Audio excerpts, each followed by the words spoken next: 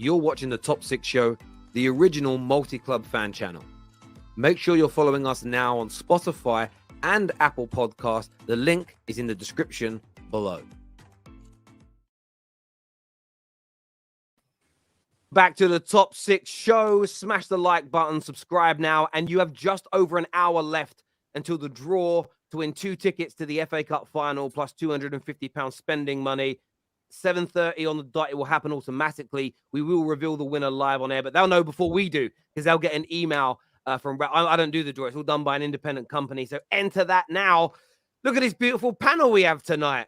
We've got Nobbins there sitting top of the tree, as the league table suggests. Egal next to him, clinging on to dear life to second place. It's Flawless creeps into third place back in Man United.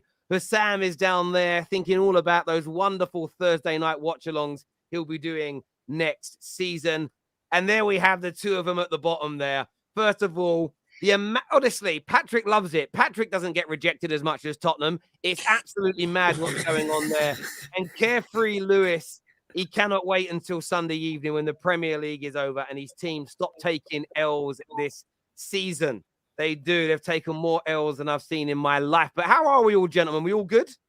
God bless, man. God bless. We're nearly there. We're nearly there. We are nearly there. We are nearly there. And over the next few weeks, we're going to do flops of the year today, players of the year, managers of the year. We're going to kind of spread it out rather than doing it in one show, as there's still games to play, FA Cup finals, Champions League finals and whatnot. Some big transfers to talk about, viewers. Declan Rice to Arsenal, a breakthrough according to John Cross in that deal.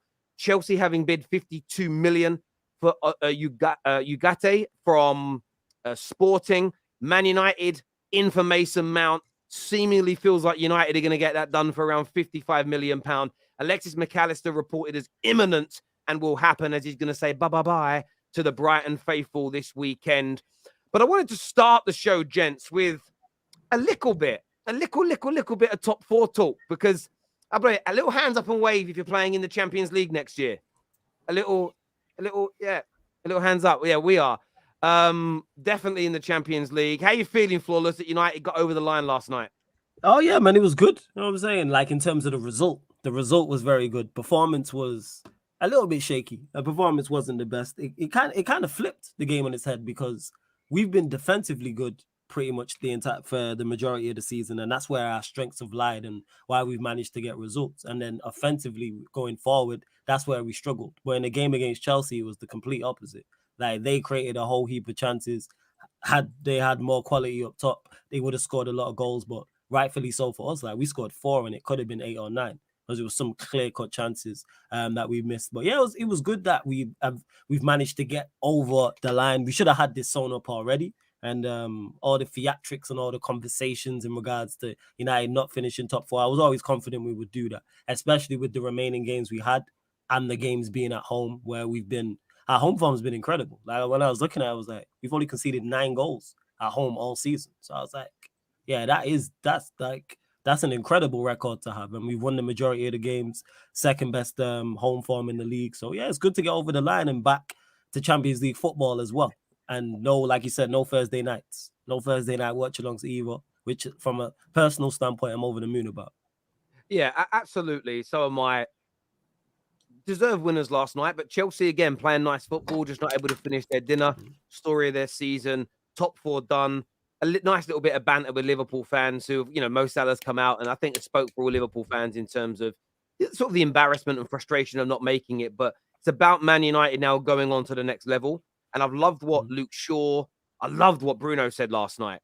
We're glad to be in, but it's not enough. We need more than this. We need to go and win the big trophies. Oh, is that what he said?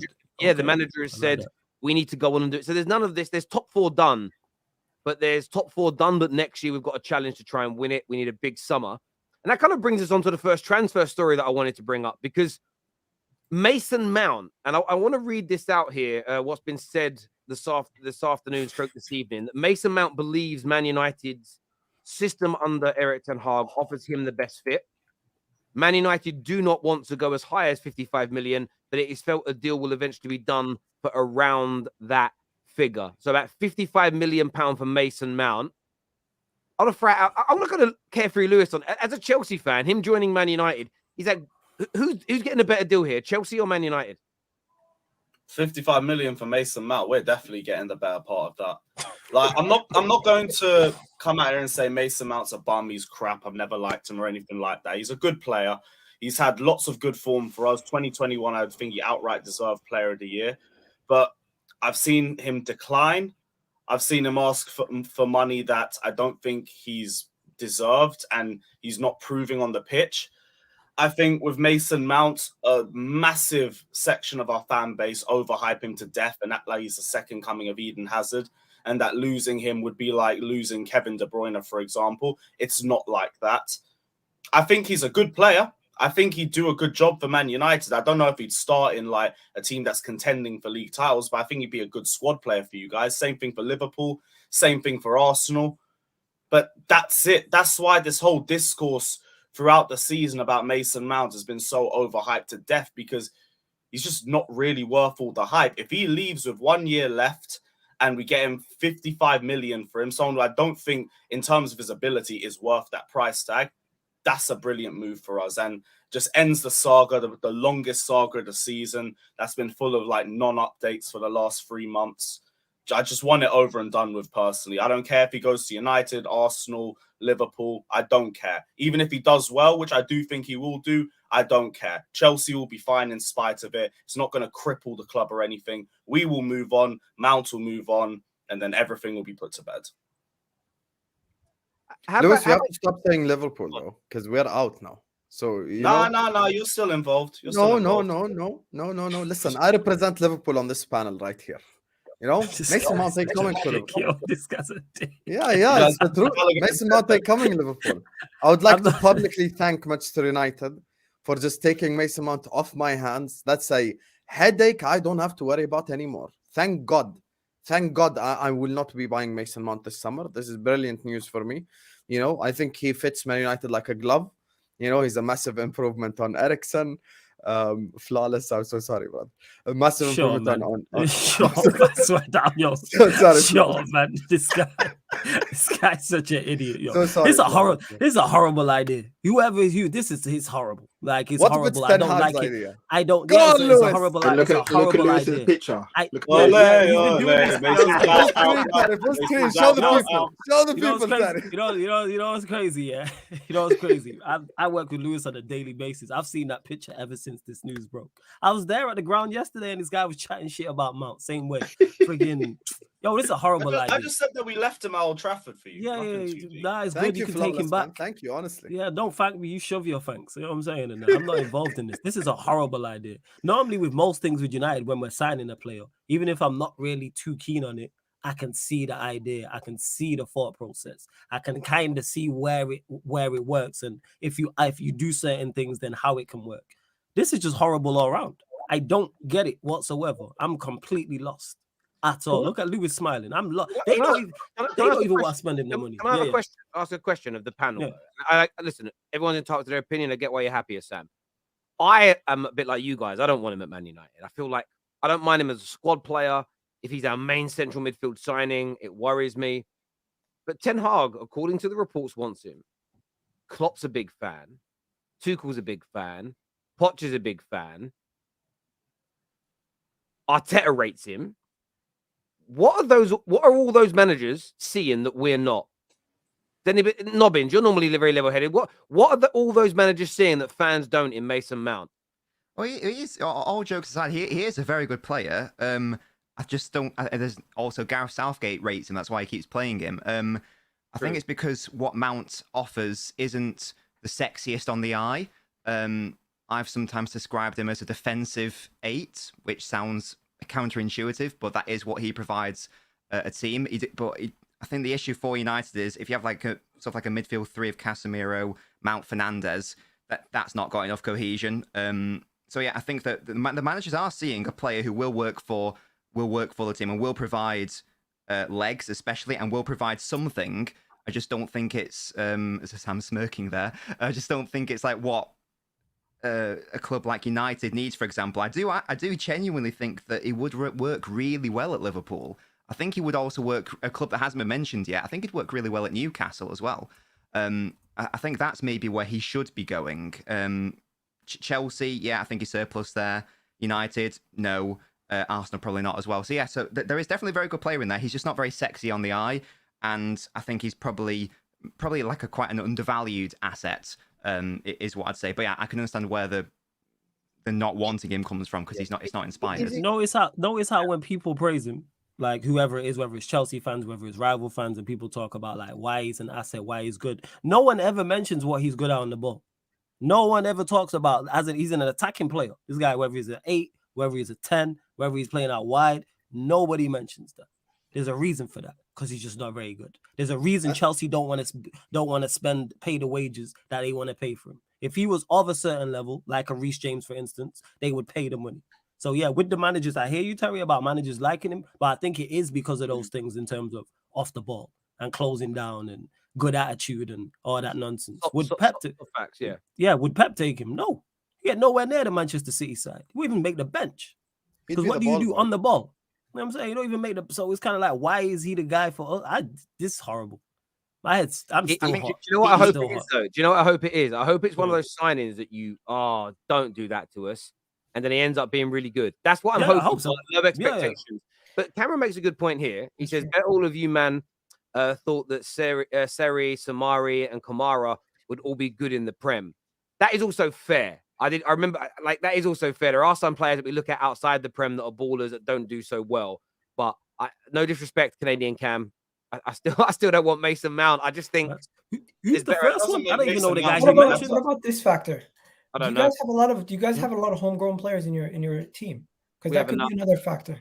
What's the criteria for that? I'm not sure for homegrown. But he is a homegrown player. No. With Harry Maguire potentially leaving, he is a homegrown player that can replace that squad player. I mean, we have Shaw, we have Rashford, we have Garnacho, because Garnacho's from the academy. Who else do we have? Sancho will count as homegrown because he came for a UK academy. Wan-Bissaka as well. Wan-Bissaka will count. Yeah, I think we've got enough. I think it's meant to be 8 homegrown players. Yeah, you need 8 out of 25. No, but so that is one thing he does. And let's be honest. What clarifies? Sorry, before you go, again, what qualifies you for that? Do you have to come through an academy, an English academy? No, you can sign someone else. You must be on an English team for at least 3 years before the age of 21 or be right. English. Got you. Yeah.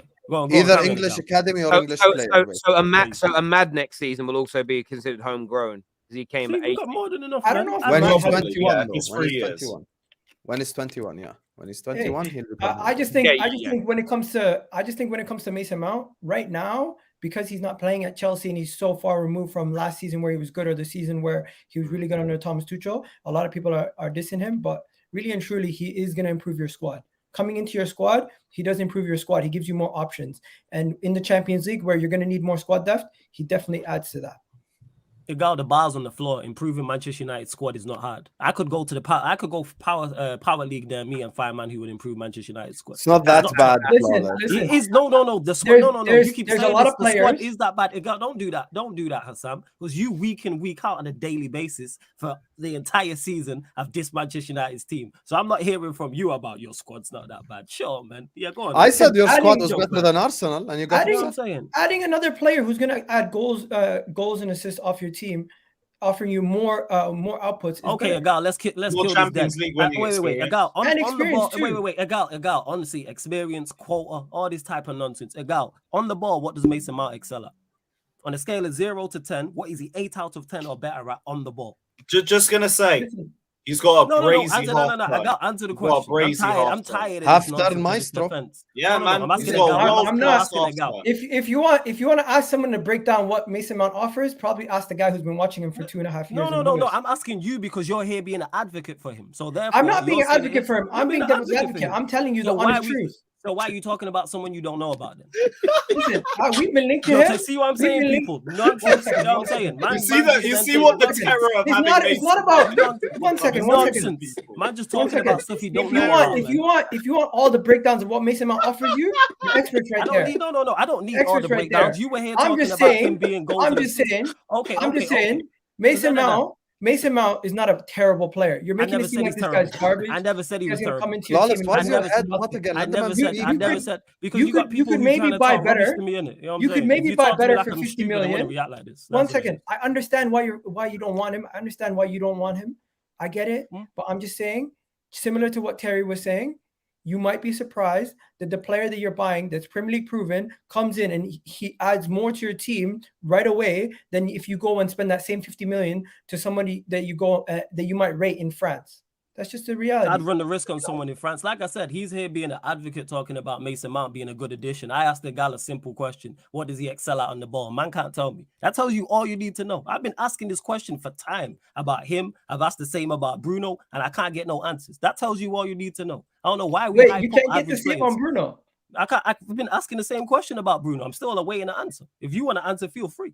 Hey, I'm also let me just say one thing on this whole. So you know what I'm saying? The comment that Cameron said earlier on, regarding the whole English players.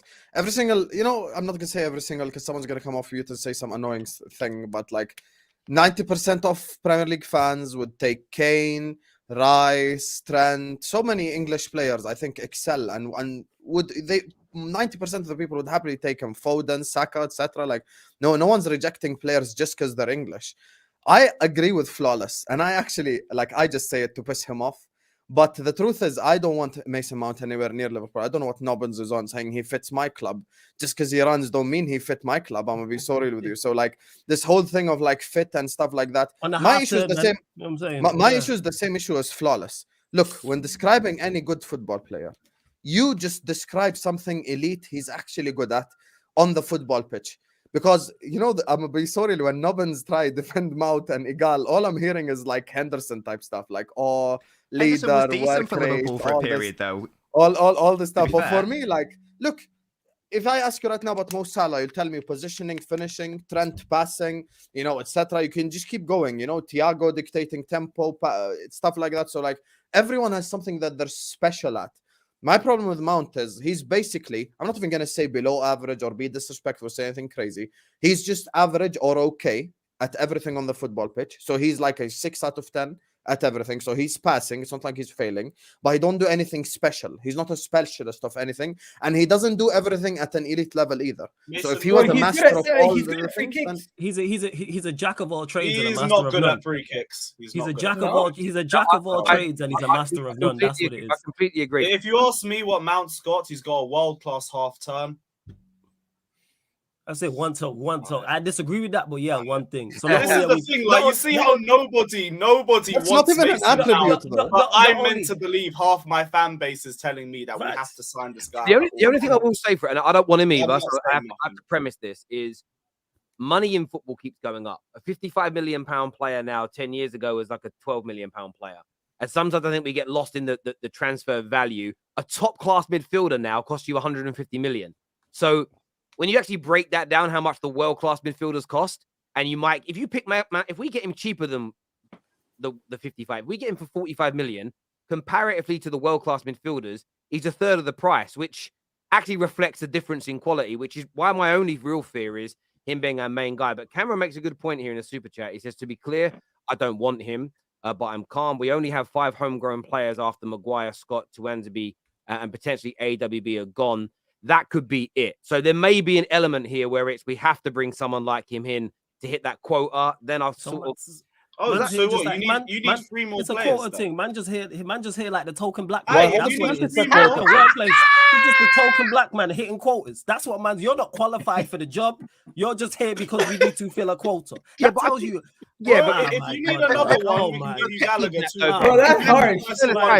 Guys, but in fairness, Pep did that with Fabian Delph and players like that. He could have got a better player than Fabian Delph from abroad. But you need that homegrown talent. No, Terry, I hear you. No, Terry, I hear you about Fabian Delph, but then look at the rest of the team. If you give me all world-class players in the rest of the team, this is why I say, right? This is why I say, yeah, exactly. So I've said it all along. If we sign this summer, and I'm just going to name Costa, Kim, De Jong, Kane, and then Mount's there as a backup, then I'm not that worried. But if it's like, no, we're not getting any other midfielders, De Jong's off the list, we're not going for Caicedo because we've got Mason Mount, then I'm going to cry a little bit, no doubt. This year from Winter Surfer says, hold that Flawless. Mancunian Minerals Mount is what he says there. Big up Surfer, man. Mount is legit. Thank God he's not black. Mason Money, I've been running back. He just hit a quota. Man's the token black man just here to hit a quota, man. Yeah. We need you because you're English. What? Sorry. But the quota exists though. So what are you gonna do about it? I know it exists. Well, go and get quality. Then. You can't There's just English create players out an there. English player. Like No, you there's have to- quality English players out there that you can could get be that worse. cheaper amount. It could be Go get worse. You someone. could be getting Pickford as your goalkeeper. Yeah, we don't want worse. that. That's Alright, just listen, that's bad. You could be getting Conor Gallagher.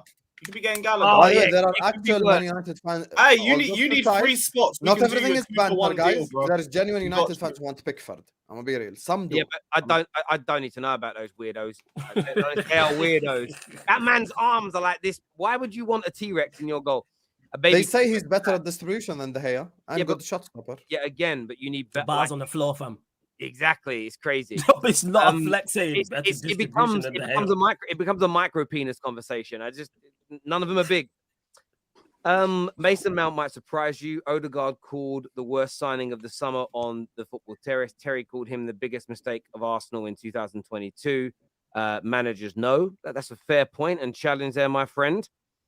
Terry Mount is a player that's first to training. Coaches love that he can play different positions and has a good attitude, like Milner. See that, Terry? Nothing on the ball. Versatile. Good attitude. Whatever, man. You know what Versatile, I'm saying? work rate, Sounds like a passion. Liverpool with player to me. passion, My guy, bro, we got you, intensity. man. That's what it is. Man's not like, what is this? No, like, but you know, I'm not gonna get onto you first time. Yo, we work are you guys together. hearing Don't- Nubbins? Don't start the lion out, eh? Don't start the beast. I'm telling you This now. is You're gonna outrageous, regret yo. it for the rest of this Man. I can take it, fam. I can take it. What did Nobbin say? What did you say, brother? I didn't hear you. No, I just snuck in these. This sounds like a perfect Liverpool player to me. I hope so. I hope I hope they complete the hat trick of hijacks and take him from Man United. please. No. If Eric All I'm wants saying is, Mount- Chelsea fans, see how nobody wants this guy. See how nobody wants him. And Hey, you don't Lewis, wanna go do off it. cam again. Go off camera, Lewis. No, Go off listen. camera, Lewis. There's a Not lot of Lewis, listening. go off who camera. want him. Show them Not the picture. listening. Show them there's a the lot of picture, Lewis. Arsenal Go fans off who camera. wanted Go off him. camera. Go for it. Mason Hey. Money Minerals, Manchester Mountino. Let's go. Look at it. How beautiful is that? So This beautiful. is if Eric wants Mount, I trust Eric and the team. Glory, glory, Man United. Fair play to you. Anthony says, can't judge transfers. Everyone thought Spurs had the best summer transfer window. That's true. Was that say room cluck room?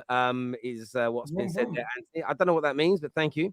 Eduardo here says, I understand people don't like Mount, but your manager wants him, so believe he'll be good for you. Hell, my manager wants him. I don't personally, but I back my manager. I believe he definitely will be an upgrade to the squad. Like we It's just spoke on. BS. I'm gonna be real. Being an It's- upgrade to the squad it's just BS. because our squad is not good is number one, is not a flex. Two, I still back the manager. Ten Hag's my guy. Sir Alex Ferguson is the best manager I've ever seen, and I question decisions he's made. So why would I not question Ten Hag on this? Yeah, And, and you know, here's the thing: on this entire panel, other than Nobbins, I've got the best manager here. He wanted Brandt and Götze over Salah and Mane. So just because a manager wants a player doesn't mean, oh my god, it's the end of the world. Like you can.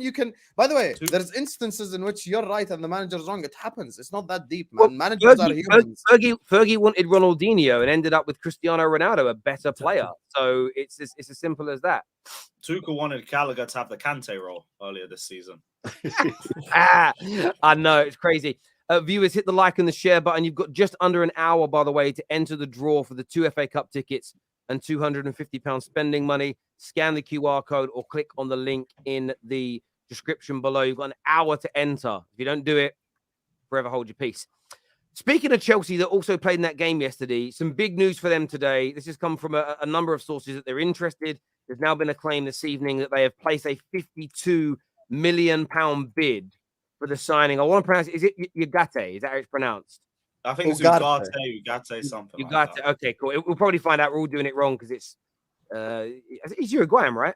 Yeah, he is Uruguayan. Uruguayan, Yeah. Spanish. I know But- all about him because I moaned about him for 3 months last summer. So Chelsea have supposedly put a bid in to match PSG's, and the player is reportedly favouring a move to the Premier League over going to Ligue 1. Why would you not? Why would you go to a dead league instead of the biggest league in the world? How are you feeling about that, Lewis? Good signing, what you need, or is it a case of we should clear people out first? We need to clear people out, but like we also can't ignore big targets while they're there. And if PSG's moving, then we have to move in for him right now. Like we needed a DM for years. This is one of the biggest parts of the squad that we need to improve on in the summer. He's had a brilliant season for Sporting Lisbon. He ticks a lot of boxes in terms of what we need in a DM.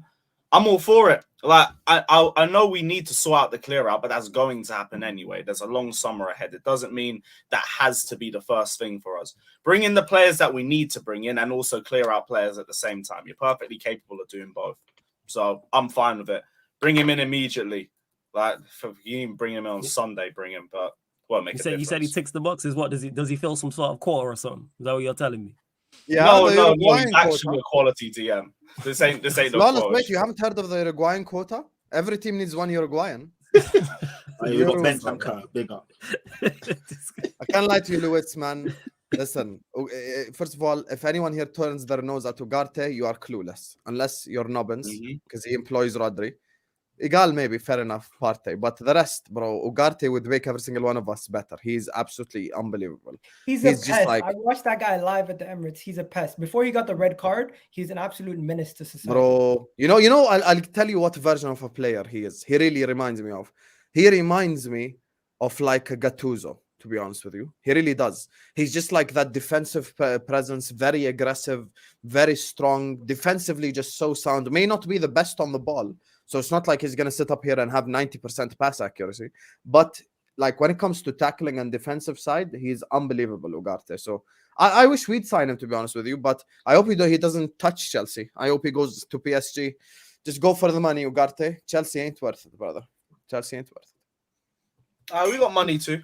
Yeah, I mean, you guys are going to spend, like, from your point of view, Igal, I don't know if you already spoke on this, so I have to run out to the bathroom, but I know you're someone who's been quite damning of what Chelsea are doing, but Todd Boehly is now stepping away from all football operations and actually even non-footballing operations. He's going to barely be involved now. They're letting their kind of directors of football take charge.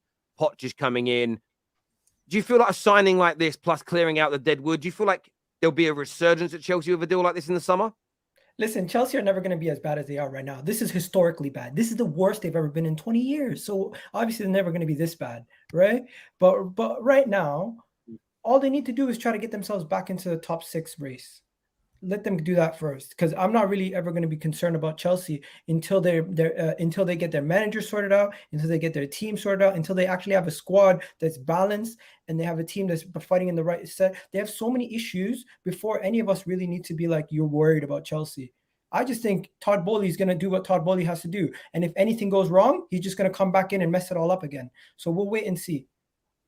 In fairness, their manager is sorted. Like, Poch is their manager. They're just not going to announce it until the end of the season. And that's done. Like, he is...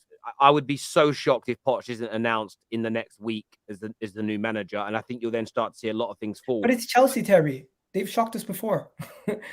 No, I do understand that. And I know it's been an awful season. But I do think people are getting a little bit too giddy with Chelsea being in 12th, 13th, barely winning games. I think, was it 4 wins in the Premier League in the whole of 2023? 16 losses, Terry.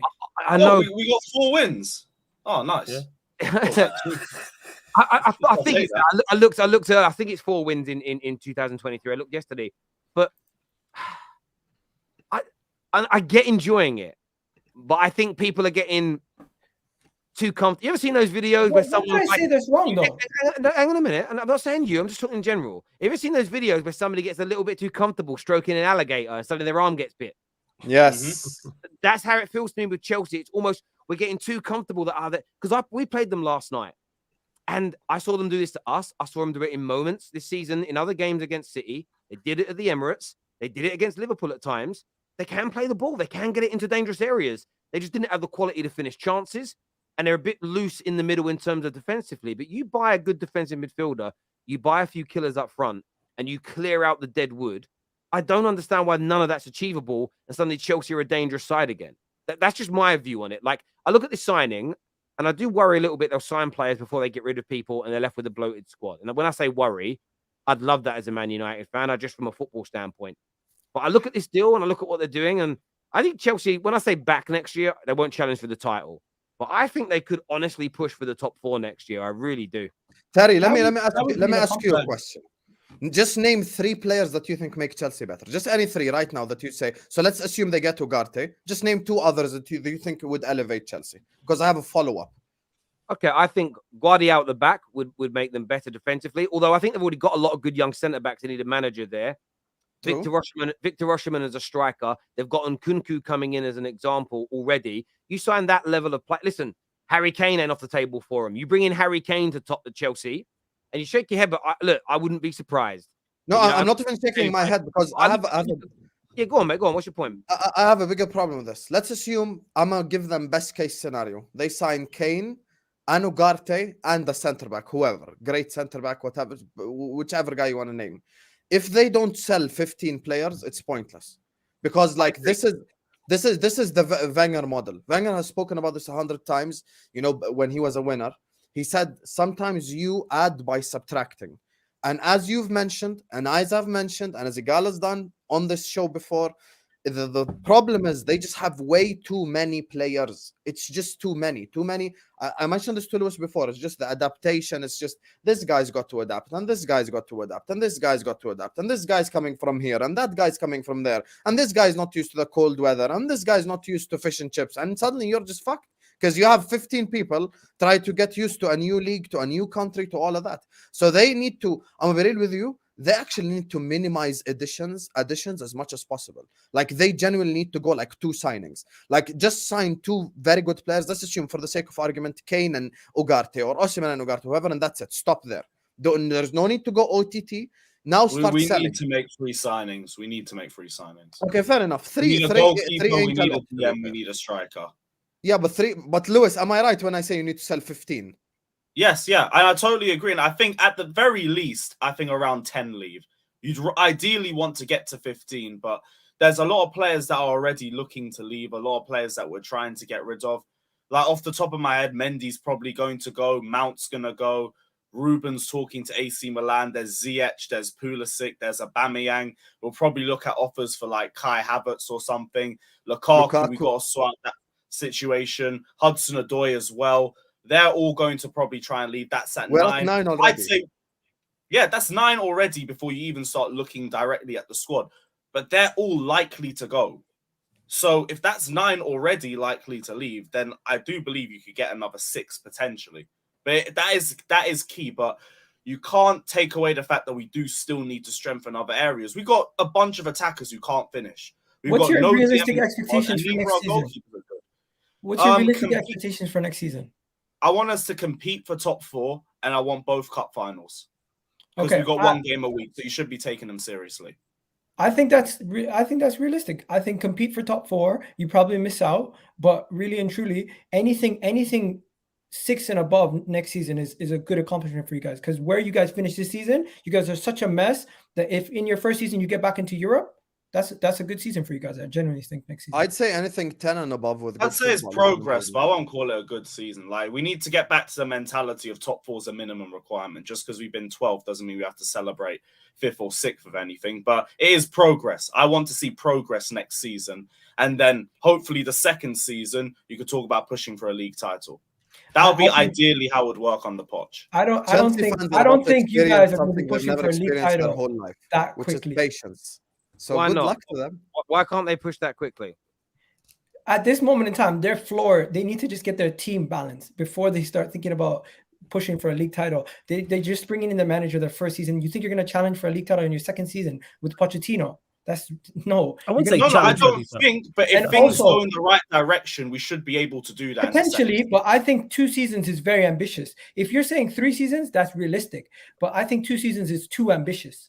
Man United are going to do it in 2 seasons because we're going to challenge. Terry, you're not going to be. You're not going to be challenging next season, Terry. But the right signings, we will. I wouldn't say it's out of the question. Hang on a minute. I wouldn't say it's out of the question. Man United are going to challenge next year. We don't even need to improve. Listen, I was looking at it earlier on today. Second best home record in the league. A handful of points behind Man City. Maintain that and score a few more goals at home. Home form is sorted.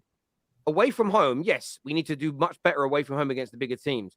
But you're only talking about the difference between us and Man City, who I think lead the way. They've only got something like 4 more wins than us away from home all year. You add 3 or 4 more wins to Man United right now, we're 4 points off the top. So for me, with the signings we mentioned earlier for Man United, why would I not have the expectation and standards of my club to go, we should be pushing City to the title, not winning it. How many signings, Terry? Challenge. He's right. I agree. 4 or 5, and I believe that we can do that. Is that including a striker and a goalkeeper? Yes, potentially. Yes. Okay, What so do we mean by challenge? if you do make all 5 of your signings and they all hit and they all bang, then you could potentially challenge. But first thing, you need to make those signings. Then they actually have to be implemented and they have to bang and they all have to do well in order for you guys to do it. So there's a lot of factors that need to go well before you can challenge. I understand all that, and all of that is in my thinking before I make my predictions. And like I've said, I expect that's a lot of ifs, Terry, that we're not mentioning. Hang on a minute. Just let me finish talking. My predictions always factor in all that type of stuff. But it's my expectation. Come the end of the window, based on the signings, what I've seen in preseason, what we've actually done, my prediction may be different from my expectations, but I expect Manchester United to get those players. Now, when you look at the majority of signings my manager made in the summer last year, most of them have done a very good job this year. Exactly. The main guys have done a very good job. And he didn't even get all of his number one targets. So as long as we get a number one targets, I don't think there's any reason why we can't challenge for the Premier League next year. Didn't say win it. Didn't say win it.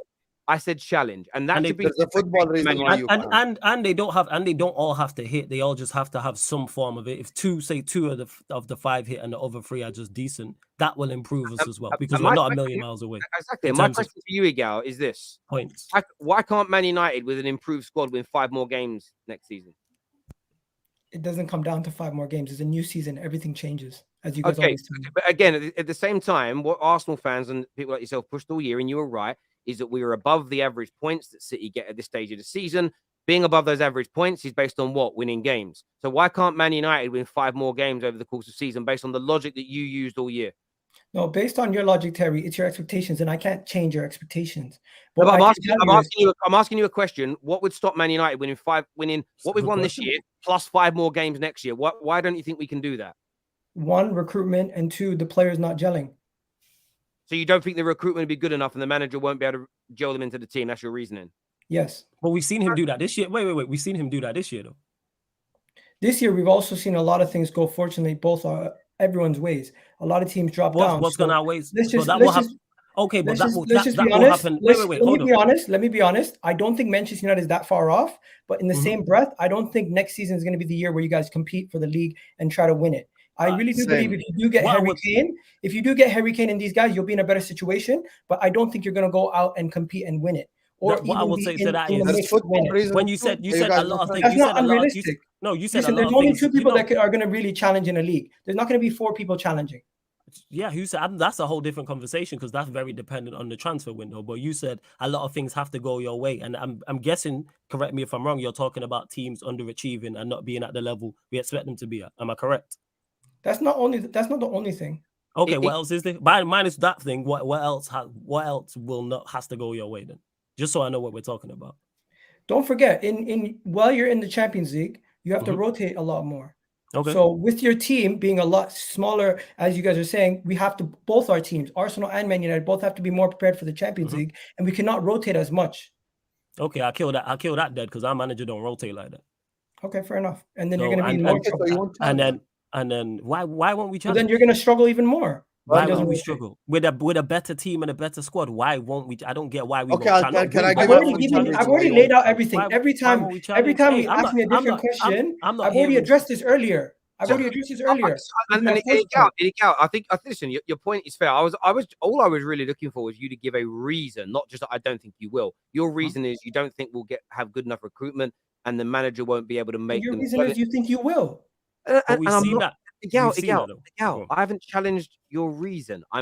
What I want from people on these shows is not to say I don't think Chelsea can do it. What I want is a grown-up answer, which is I don't think they'll do it, and then list the reasons. I listed the reasons. After I asked you 3, stop interrupting me. You did after the 3rd time of me asking. Then you turned around and said, "Drink some water, bro. Why I even know the reasons. Relax, Gal. I'm not trying to. After time, I mean this, Gal. You do this a lot. I don't try and fight with you. You say, I think Man United will lose a game. And I go, great, tell me why. Because I don't think they will, Terry. No, I know you don't think they will, but why?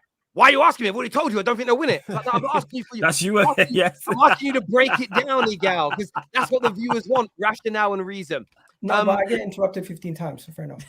Because you don't answer the question. If you answer the question straight up, there would be no issue. Listen, no. Because you like to politic, Igal. If somebody's saying something, just answer straight. What happens is when I make my point, when I make my point, it triggers everyone so much that they No, interrupt it's not a me. They won't triggering let me thing. get It's to the because you reasoning hear behind No it. one's politicking about triggered, no one's politics. Yeah, triggered. you out here politicking about you politicking. That's how much you politic. You're Hey, giving bro, a political I'm the kind of answer person when about someone you else being starts political. speaking, I just let them finish. No, it is, Listen, but Flawless like, ain't but- triggered but about no. all this. Flawless is Yeah. just triggered about Mount. He Oh ain't yeah, triggered Mount. about As none of there, this my type head's of hot about the Mount. Listen, I'm still- listen. Let me- I'm still let- pissed. if I'm still pissed. My point is, Gal, when I I'll go after ask Flawless. somebody a question, give me the answer, then But give me you the asked me a reason question I behind it. already answered to Terry earlier. You know what I'm saying? That again. You asked me to list the reasons. I listed them to Guys, Terry. we're not gonna sit here and Guys, waste anyways, 10 yeah, minutes of guys, viewers' Guys, time. we're gonna move on from this now. All Let me- I'm gonna say is, like, in spite of us being 12th, we still have one of the best defensive records in the Premier League. If we can sort out our attack, which what a striker would do because we can't score to save our lives, and we actually have some defensive solidity in midfield, with one game a week, there's no reason why Chelsea can't be competing for top four. Whether we make top four or not is a completely different debate, but we should be in the mix at a bare minimum. I hear you on that completely. I've got some super chats I want to do here. Sorry, Sam. I know you're going to speak, but I've got to get through these. This here says, not every single team has to follow a 5-year process in order to compete for a league title. Gal, United won't compete. They're only in phase 2. Is what? Who the fuck you Brandon calling pussies, bro? Do you know what I loved about that? A lot of people that went at Brandon, I've seen them on other streams calling them the same thing now. It's amazing. It's amazing. I do love stuff like that. This here says Poch and Chelsea have to replicate the success Eric Ten Hag and Man United had this year, or else it is a major flop and Poch will need to be sacked. You won't get sacked. No, they don't. No, it's a completely different scenario. Completely different. They don't have to do that. They're fully like they're 12th, bro. I think they just expect us to sack people for one off season because they think it's still Roman, but fairs. I hear that. Gal's back with us now. We're going to move everybody around just a little bit to get Sorry, one back. my image was just blurry. I don't know. That's right, Yeah, mate. you're all good now. That's not a problem. This year says Gal back with his hopeful takes again, is what Don says. Yeah, I'll done. just leave it. Blaze says Gal's trying to put small club mentality on everyone. Teams don't have to go through suffering like Arsenal before they challenge. Everyone can do it next season. There's nothing wrong with having ambition. but let's Everyone's be on to logical. it, gal. Like, guys, chill, bro. Like I said, Gal. Is it logical? Gal, here's the thing. What you're doubting of Manchester United, we just did No. last summer. This didn't even start with Man United. This started with Chelsea. Yeah. Oh, to yeah, say, I know what to you're say talking they're about going to now. go from 12th to challenging for the league in a year. I hear that. It's ridiculous. I get that. I'm not talking about that. I'm talking about It the doesn't United matter thing. who You said their challenging manager for the is. league. No. You said I challenging hear for the league. No, you said in the third year. Here we go. Another fight now. In the third year. Yeah, in 2 years, not next year. You said from 12th to Shades challenging are for the out. league in a year. Yeah, because you'd expect your manager to come in and have a I full said year with the 2 team. years, not a year. Oh, forget it. You Let's get my point. Let's move on. Gal thinks every team is going to take the same time as Arsenal. It took you That's 20 not years just to flop. Not everyone is the same. Look at Newcastle. Unfortunately, this is not the same old Chelsea. If this was Roman's Chelsea, you could figure it out in 2 years. But this manager, Alex is always owner- on to Egal for no reason. Like, this Egal could owner- say, I keep saying wet, Roman and was he's a lot just more lenient after we won our first Champions League, but people don't really hey, know. but Roman still won you a league title. Roman still won you another Champions League after that. Yeah, in spite of trying to be lenient with all of the managers and them all falling apart for various other reasons that need Honestly, context. if Roman was in charge right now, I would be scared you guys could win the league in 3 years' time, probably. But the fact that this ownership has not shown that before, it gives me more. It gives me All more. right, so hope you guys are outside- gonna That's be outside- more. fair so enough. Egal, You haven't Egal. seen enough of them. That's fair So enough. outside of Manchester City, That's who's a very challenging fair City for point the? as well. So you think United forget about it, Chelsea forget about it? Who's challenging City for the league then? Arsenal's probably going to challenge next season, but we'll get to Who that when else? we talk Anybody about else? Arsenal. Anybody else bar Arsenal Arsenal, it's honestly, I think in the next we'll 2 get to into 3 that. years? We'll get into that because I want to save that for later. You're kind of All ruining right, it. cool. Yeah. Okay, we'll we'll save that. I want to get through I want to get through these super chats here, just in the interest of time. I can see United being in and around, but falling short latter stage of next season. Yeah, I mean that's kind of like my definition of challenging. You know, within 2 do or the 3 Arsenal games. thing? Yeah. Challenging. 100%. Probably challenging. Probably challenging properly the season after. New players will have to gel. But I look at it this way: like Arsenal challenged this season, and they brought their players in and gel straight away. I just don't see any logical reason why Ten Hag, who's a better manager than Mikel Arteta, can't do the same thing. So for me, like, I get a Gal's challenge and I respect it, but yeah. Terry, can you guarantee the takeover? No, I can't. I'm not involved in the process, my bro. And I can't guarantee it'll happen before the window. If not, it comes out of the Glazers' pocket. What does that mean for the takeover? Look, it's a very hard one to judge. I wouldn't listen to too much of the media the way they're drumming this up. Everything going on right now is atypical for big business takeovers. Look how long it took Elon Musk to buy Twitter. It was on, it was off, it was over, it was done. This will be the biggest sporting takeover in the history of sports. Of course, it is. Man United, biggest club in the world, one of the biggest brands in the world as well. So yeah, it's taking as long as it takes. The Chelsea barometer shouldn't be used. Theirs was forced through because of the situation with Russia and Chelsea Ukraine. was political. It's different. Yeah, exactly. So that's why theirs took a handful of months, where Man United is taking longer. So I wouldn't stress too much about it. Terry, big up Chelsea in pre-season. Turned out to be their worst season. Then he bigs up Arsenal. We all know what happened. Hang on a minute. Hang on. So I'm not having this done anymore. You can't lie. I bigged up Arsenal in the summer and you laughed, and they went on to have a season that you all said they wouldn't have. Everything I said about Arsenal, barring them winning the league, happened. So that isn't a great example. I thought Chelsea would be better this year. Do you know what I didn't account for? Todd Bowley giving team talks. I believe what their press told us. Their press said directors of football's coming in. They're not making footballing decisions. We learned that's not true. If we were told last summer that the Americans with no football knowledge were making football decisions, my prediction would be different. You predict based on what you know or what you believe or what you're shown. So my mind has changed, my friend. But yeah, the Arsenal one, I got that right. We'll come back to this stuff later that isn't related to the subjects. Otherwise, it muddies the water in terms of flow of the show. I think what people are forgetting is even if Chelsea sold 15 players for 10 million a piece, that's still 150 million. It will be 200 minimum, is what Jamie O'Hare. Jamie, I'm not even talking about funds. I'm just talking about squad harmony. Terry, Jude is going to Real Madrid for 87 million FSG. Is that true? It's apparently reported by Fabrizio to be 87. If it's true, then it would just prove the Liverpool FSG PR lies that they pulled out for monetary reasons when you guys are looking at 70 million pounds for McAllister. The difference isn't that much. Yeah, I'd love that to be true because that's why we're flying FSG out planes. That's exactly why. How can United talk about transfers in the summer? Because there's money there regardless of what goes on. It's business as what you call BAU, business as usual, my friend. So nothing to worry about there. And yet, Egal's every third tweet on Twitter is about Chelsea, is what Redneck's got to say here. That's not even remotely true. Why you got his notifications on? That's the better. Because Egal's a troll. That's why I'm on Twitter. Listen, I might be trolling, but the reality is Chelsea. Wait, might be. I might be trolling sometimes. I might be trolling sometimes, but I'll say this, and I'm serious when I say this. Yeah, go on. In order for you to think Chelsea Football Club are going to go from 12 to competing for top 4 next season to competing for the league in 3 years' time, that's ridiculous. I agree. He ain't even lying. I'm gonna be real with you. There's too many variables. I can't in 3 years' time, we have no idea. I think what's crazy. There's a lot of variables that's possible. If 3 years ago, Arsenal's sitting in 8th with all your fans, 90% of your fans want your manager out. If somebody would have said, in fact, forget that. In the summer, when I said I think you'll become title challengers by the end of this season, that got laughed at. So saying in 3 years' time Chelsea won't be back. If they carry on operating as they are now, you're right, Egal. If they change it and they get it right, we don't know what the world looks like in 3 years. No one predicted Liverpool's drop off this year. No one predicted Arsenal challenging. No one predicted Newcastle. No one predicted that none of the promoted teams would get relegated. Come on now. Like I don't think we can write that off. And we all predicted Bournemouth to go down. They're safe.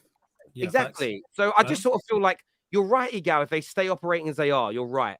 But they are making those changes. So I think it's too hard to judge personally, but that's just me. Big up Terry, big up Flawless. United should go for Lautaro Martinez from Inter. Been a great goal scorer, world champion, Coppa Italia, and maybe I hope a Champions League winner as well. I hope the Champions League. Forza Inter, let's go. I'm not trying to see him at United, but I hope he is a Champions League winner. Why you ain't trying to see him at United? You know, last summer I still remember at the Terrace. There was a stream about Darwin Nunez. I still remember.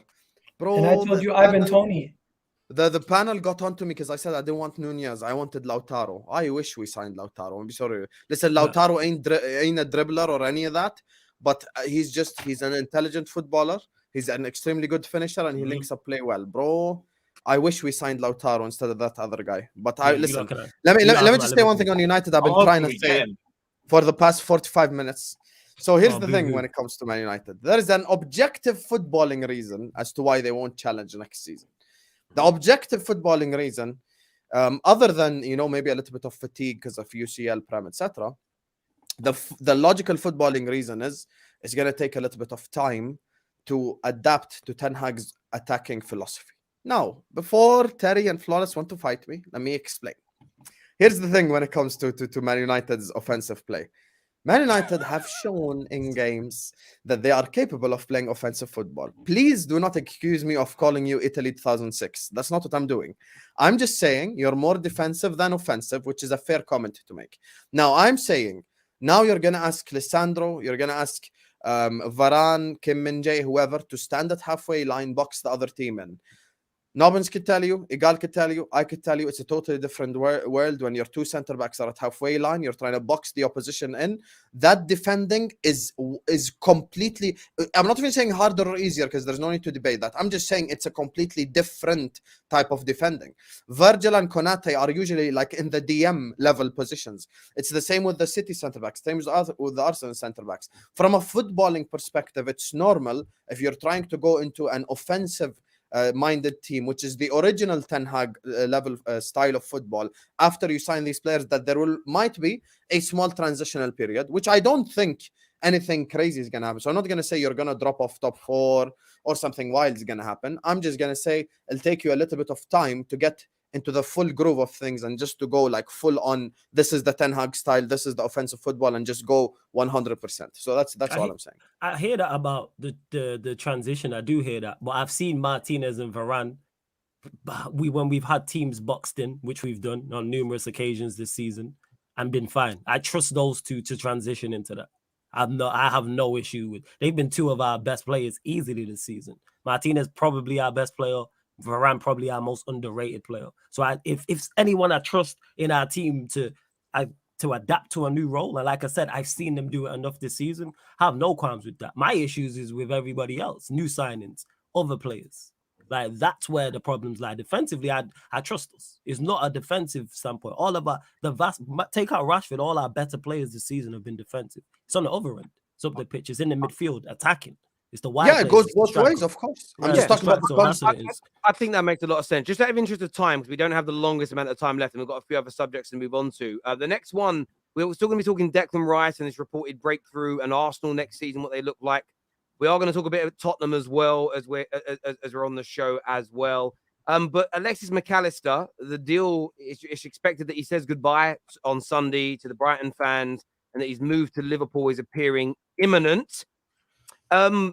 Very good start to the summer that will be, but it's a weird end to the season with what your manager said today as well about who cares whether you're playing Europe on Thursdays, Tuesdays, or he seems a little bit rattled for some reason. I don't know if you watched the Bruno Fernandes interview, but on Alexis McAllister, that deal looks like it's getting done. Good start, but a lot more needed for you, surely. Yes, of course, but I don't think he's rattled by the Bruno interview. He's been rattled all year long, I'm going to be real with you. It's because he fucked up and he came out, he said it himself. He said, you guys were all right. I was wrong. We needed a midfielder. So listen, I'm actually balanced. People, I think it's the accent and how angry I am. I'm very balanced. I've blamed FSG. I've blamed Klopp. I've blamed the players. Everyone has felt the wrath of Husam this season because they deserve it. So he's been rattled all year long. I'm going to be sorry with you. Klopp's been rattled from the start. Now, thing is with this whole McAllister stuff, this is what I told Terry. I think everyone here on the panel is going to agree. McAllister could be a part. He, as a player, is a fantastic start. It's an unbelievable. It's like you go to a restaurant, the appetizer is banging. But now it's about the package deal concept. McAllister could be a part of a very meaty shit package, or he could be a part of an unbelievable package. Now you go on to McAllister, you go sign 2 midfielders and a centre back. You know, just throwing names out there. We go sign Thuram, Lavia, and Inacio, for example. That's an unbelievable summer. You go sign Gravenberg, Mount, you know, I don't know, insert random centre back. Then that's not really a good summer. So for me, McAllister is just a good start. And he's actually, when you look at it, here's the major positives for McAllister. I'll be honest, I'm not as big as McAllister as I am on Caicedo. I personally would have celebrated the Caicedo signing more if it's coming out of Brighton. However, from McAllister's perspective, the positive things is he is Premier League proven. So the adjustment period is a lot less. Like we saw when Trossard moved to Arsenal, it took him a lot less time to figure it out. You look at his World Cup run for me. The one thing that's impressive is he was surrounded by world-class, unbelievable players and didn't look out of place. You never watched Alexis McAllister at Argentina and went like, oh shit, he's sticking out like a sore thumb, like he's crap. No one ever said that. Like he actually played really well for Argentina. And I think he's an all-round good footballer, can do essentially everything on the pitch, can play on the right and on the left. So it's a fantastic start. But we do need 3 more. We do need 3 more. And when Klopp says, who cares? I hope he means that. I hope he actually means who cares, because Salah, Van Dijk, Alisson, Trent, Robertson, Fabinho, Thiago, I ain't trying to see any of them in the Europa. Send Henderson, send Jones, send Gomez, send all of these bums, send them to the Europa League, let them play that competition, and leave that starting 11 just for the Prem. So Klopp has a week to prepare for every Premier League opponent, and then bam. I think will be that 3rd team Igal mentioned. So why do you want to throw away the Europa League? That's what I don't get. Because flawless, I'm gonna be sorry with you. Here's the difference. Sorry, Igal, I'm about to just backstab you. But the difference between us and Arsenal is if I'm in a title race, 8 points ahead of Manchester City, Nobles will tell you this right now, I'd win the league. I would 100% win the league in that exact scenario Arsenal were in. I don't lose to Southampton. I don't lose to West Ham. I don't lose to Brighton. I don't bottle a 2-0 lead away at some other clubs. So for me, because we have the Premier League winning experience and we've got world-class players, which Arsenal don't, I don't think we need to focus on Europa League. But this all depends on context. There's 3 different contexts here. There's the context that I mentioned, which is we are in the title race, and in April, we're 7-8 points ahead and we're still in the Europa League. I'm sorry, if I'm in a title race with Man City, screw the Europa League. Just keep playing the kids, couldn't care less. Because I know that when I say bigger fish to fry, I actually catch the shark. I don't get eaten by the shark. Now, the second context is I'm not in a title race and I've messed up the league. Then I would want us to win the Europa League. The third context is I am so clear, somehow I've managed to be 15 points ahead. Then I'd have no problem taking the Europa seriously. So I've given you answers to all 3 scenarios. I'm just being real. Husam, first of all, you bottled a 2-goal lead this season against Real Madrid. Second of all, you've bottled the league to Manchester City several times when you had an opportunity to throw away the other cups and just go for the several times. One. If I'm not mistaken, weren't you guys ahead in January twice against Manchester City, and you still also lost the league? You are mistaken. This whole thing where you keep talking about no, I'm also including 2012, my friend. Don't forget that. But when it comes to 14, he means 13-14, Arsenal were top of the league in January. I don't know what you're talking about. Am I tripping? Okay, maybe I am. You are tripping. But when it comes to forgoing the trophies, I don't care if you guys forgo the trophies. You don't care about the Europa League. I don't think Liverpool have shown that they're going out in the transfer window and making those crazy signings yet. I still need to see more from Liverpool. I've seen you guys linked to a couple players, but I've not seen enough action. Liverpool don't really do a lot of things until later in the window. Let's see how things go. But right now, I think Liverpool are going to leave themselves short come the end of the transfer window, and you're going to be in a similar situation where you're going to be looking at yourself. You said, maybe we should have signed a defender. Maybe we should have signed this. And that's what I think is going to happen to Liverpool, because it's been happening for the past 5 years. What makes me think it's going to change now? Yeah, and a couple more things. One, the answer to this. I don't get. Nobody knows the answer to this. FSG are the cousins of the Glazers and the Kroenkes. The Glazers and the Kroenkes spend the most money when the club doesn't qualify for the Champions League. Guys, because we haven't qualified for the Champions League, we're actually going to spend because it just affects John Henry's pockets. It's just logical. Hey, if you lot would have qualified for the Champions League last year, you might have got Jude this year. You know that's fair. That wasn't worth it. But yeah, that is actually. You're about to get minerals, though. But it is, yeah. You know what? So Husam, you're expecting everything to change 1 year, just like that, because they didn't. I'm expecting us to win the Premier League next season. I don't get it. You're expecting yourself to win 100%. And I'm going to hold everyone accountable if we don't. I really don't understand two things. One, the throwing away of trophies, because trophies is a trophy, number one. And number two, if Liverpool was in the Champions League, you would expect Liverpool to play both sides, to play his strong side in the Premier League and in the Champions League. No, because it's two different competitions. So if it doesn't affect him in the running in the Premier League and you're in the Champions League, which is a tougher competition, sure, I don't understand that. When people say, it's different, Flawless. It's different. I think how is it different? I think it's just. I'll tell you how it's different. Thursday, Sunday is not like Wednesday, Sunday. Number one. Number two, just from a purely psychological level. On a psychological level, the players are a lot more motivated. Your mentality monsters, man. You got clock. And then you do Europa League football. I'll tell you what it all is. I'll tell you what it is, Sam. I know what you're doing. Sorry to interject. I know what you're doing. You're doing this. I don't care about the Europa League now So if you go out of it, you don't have to take any L's or banter for going out of it. That's all you're doing. You're a preemptive. Terry, you really think I give a fuck about banter? Yes, I became a you meme this do. year. No, I don't. You do. I've literally, you know how many times I've seen my face clipped up with you tagged in it, with Sharik tagging you, a member of the Terrace, going like, "Oh, Terry, here's no sound The clip." worst thing you did all season, to be fair, was say that I couldn't use a dictionary definition of the word overachieve. I had to change. That was the funniest thing. It was like you can't use the real definition of words. You sounded like one of those. I'm not going to mention what they are. People that are out there. That's not what the word means in my head. Well, Your truth. No, it's crazy. Also, by the way, Husam, you're wrong. Liverpool in 2020 and 2018 were top at Christmas, and you came second and third. He's been doing research. He's been researching. First of all, look at the Bro, I'm literally looking at it. I'm looking at BBC. Okay, let me give you right here Al Jazeera. When it comes to the English Premier League in 18-19, we didn't win the English Premier League, but we went on to win the Champions League. But we were ahead of Man City. In the 2020-21 season, I'm not going to count that because the centre backs were out. Like we were literally playing Nat Phillips and Reece Williams. You're not going to count the Of season. course I'm not. Of course I'm not. Because we weren't. Here's the thing. Hang on a minute. You want to use I'm sorry. So you're not going to count it because your team had injuries, but Arsenal that had injuries, they have to count it. And when you won the league, didn't City's main centre back? Yeah, and you know what's even worse? Doesn't count. He lied. It's not. You know what's even worse? He lied. Can I You were answer? top at Christmas. One second, Husam, please. I want the Premier League. You haven't seen it since you were Let me 10 land, You know what's bro. crazy? Egal and Husam are the same. bro. This is crazy. 2013. These Let are me the land. same. How dare you come They're the here and same. lie to the people? They are the 2013 same. Liverpool were top of the league, and up until game week 37, you guys were ahead by 2 points, and you still lost the league to Man City. Bottled it, mate. Okay. Tell him again. Bro, how dare you? How First dare of you? all, I hear that. You're saying, how dare you? Your head's hot. In the interest of Drink some time, water. guys, I hear that, guys. In the interest of time, sorry. I want to ask Patrick, because Patrick's been quite quiet for a while. Alexis McAllister to Liverpool. How good a start do you think that is to their, I don't want to call it a rebuild, but their summer window to get back challenging for the Premier League? And will they challenge again next year, in your opinion?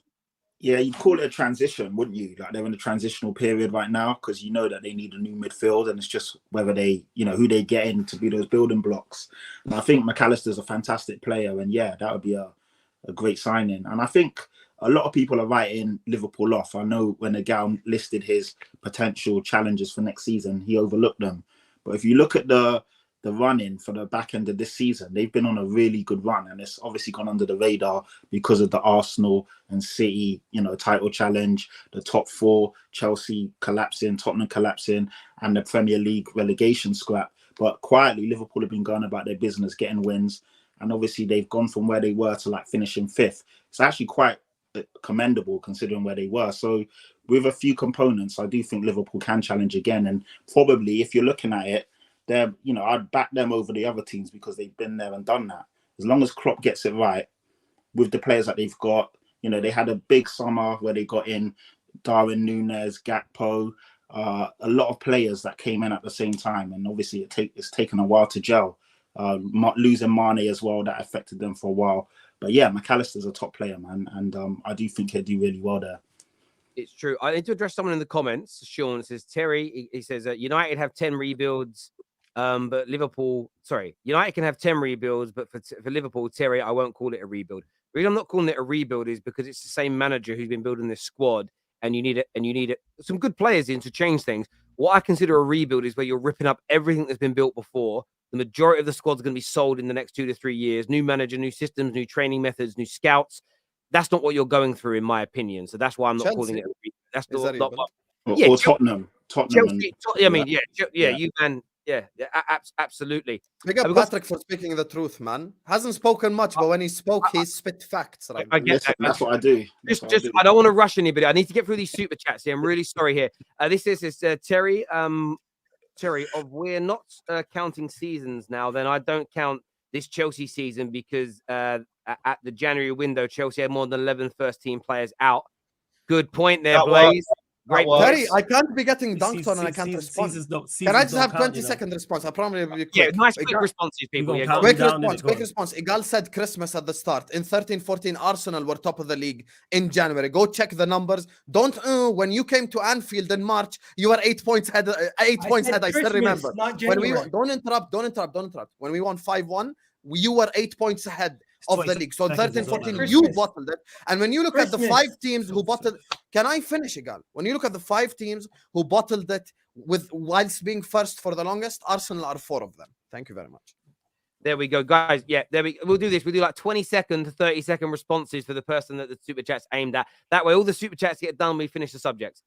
On transfers, Klopp said a transfer can happen tomorrow or it can take weeks. It depends on the team who you are selling from, who don't want to sell players. Absolutely right. 110%. It really, really does. Would you rather have this? I'm going to throw this question to Carefree Lewis. Would you rather have Lautaro Martinez or Julian Alvarez? Alvarez. Right answer. Yeah, well, I thought you'd say that, Nobbins. That's why I didn't throw the question to you. This here says, how many of you besides Terry remember Coventry in the Premier League? I want them back for real, the good old days. Do you remember them, Nobbins? Or you're a bit too young? I'm not gonna lie, I can't remember what season they were in. Was that the first one? I remember it was early. Yeah, I remember. They're in a few. Was it 92, 93? Yeah. I remember them in the Premier League. Man, like Darren Huckabee in that. I remember. Yeah, Darren Huckabee was a baller. He was a baller. Oh. On Never a Foul, Igal mentioned that Liverpool fans are gullible when it comes to transfer news. Sam, is that true? That's not definitely true. gullible. You are gullible. You was out here talking about Jude Bellingham. Flawless. What Husam, does the right? ICD Does the super chat not say Husam? Thank you very much. Yeah. Flawless. Always butting in. You ain't my agent. So here's the thing. I think all football fans are gullible to an extent, but when it comes to us, it's because we get nothing out of our journalists. So anytime we get something, even this Alexis McAllister stuff first came out of Argentina anyway. So it's not like we're sat here looking at English journalists. Absolutely. This here will be the flawless, I would assume. Players spend 95% of the game off the ball. Bruno generates high GA and outlandish chance creation. How does he offer nothing on the ball? Because what does he excel at on the football? That's why. He excels at nothing actually on the football with the ball at his feet. Off the ball is all well and good. It's calm. Man doesn't excel at anything off the football. He's not good enough. Simple as that. His head's so hot. I love it. Sorry, I'm confused. Bruno or Mason? What's going on here? Am I lost? Same, because it's the same guy, man. Just one's Portuguese, one's English. It's the same thing. Oh, well, so okay. I was looking forward to a mountain. Bruno. Very quick. So Bruno creates the same amount of chances as KDB, but he does nothing on the ball. No, he doesn't do anything on the ball. I said he don't excel at anything on the ball. If you're one of the highest chance creators in the world, is that not excelling? Nah, because Andres Pereira's top 10 in the Premier League. Is he one of the best players in the league? Yeah, but he's been very good at creating chances this year. So yeah, but he's not like. But do you think he excels at anything on the football? I think Bruno Fernandes, in terms of creating goals and scoring goals, if you look at the last 5 years in his career, he's been the most productive in the world. So that would be something he excels at. But I don't think it. I don't know. I disagree. Like on the blood, I don't think so. I want to take logic on this. So because Haaland's not Ronaldinho with the ball at his feet or Zidane, you discount his goals, even though they're the best. I don't discount his goals. I look he excels with the ball at his feet because he scores. No, he don't excel. I think he's a good finisher. I don't think he's an excellent finisher. I think he's a good finisher, yes, but I don't think he's an excellent finisher. No, I don't think he excels. I don't think anything on the scale of. I don't think we're talking about Bruno here. I don't think anything on a scale of 0 to 10. He's 8 out of 10 or better on the ball. Might be some 7s, might be some 6s. He's a jack of all trades, like very much like Mount. Jack of all trades, master of nothing. That's how I look at him. This super chat here says, why Arsenal did challenge after finishing second in the 010 season. Cry more, Gal. That's from Redneck Blue. Chelsea's not going to go nowhere anyways. Cry more, my guy. There we go. Let the Spurs guy talk or find the Newcastle fan. Bro, Patrick is a wise man. He spoke for 45 seconds more logic than anyone, man. Big up Patrick. To compete, you need 100 points pace these days. Well, no, this year you could win the league on 92 points, 93 points. So it's not strictly true, but yeah, not far off, I suppose. Yeah, Martin, because Arsenal bottled it, so no need for 100. Real question, can Arsenal make top? We'll come back to that one in a little while. Challenge. We'll come back to that one. So this one here, rate Xavi of Barca as a manager and rate Brendan Rodgers as a manager. Nobbins. What am I doing? Out of 10? Yeah. Xavi gets a solid, I don't know, 8. And Brendan, because of the way that he's led Leicester to relegation, he can have a solid 4. There we go. Solid 4. We'll come back to some super chats later. Some Arsenal news has struck today, and it's come from John Cross that said there's been a breakthrough in the Declan Rice deal. He states that Declan Rice has already made it clear that he favours a move to Arsenal this summer.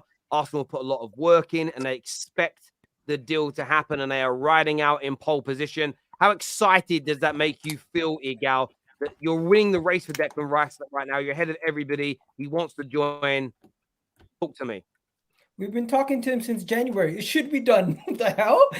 Why am I sitting here excited? Like, get the job done. Get our transfers in. We got stuff to focus on. I need these guys to have their heads on right this window. We can't mess up. We need to focus, because the reality is everyone's looking at us to slip up next season. If we get our transfers in early, we get our players in early, we get our stuff focused, we get the right players in, and we get rid of the players that we can, come preseason, everyone will be like, you know what? Actually, Arsenal done some serious business, and we won't be looking at them as a team that's going to regress. We might look at them as a team to challenge next season.